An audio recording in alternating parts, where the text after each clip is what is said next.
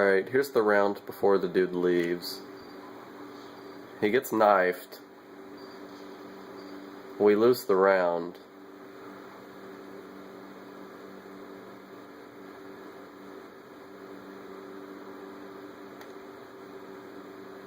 No lag.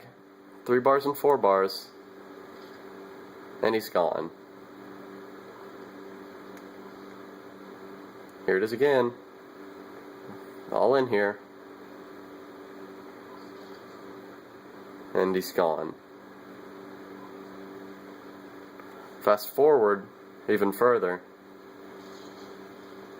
After losing, because it's 2v1, his teammate leaves.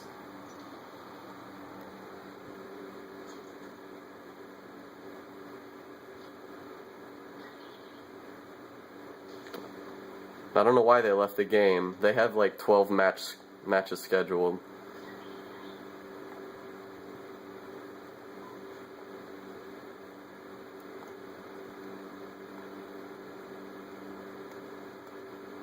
There he goes.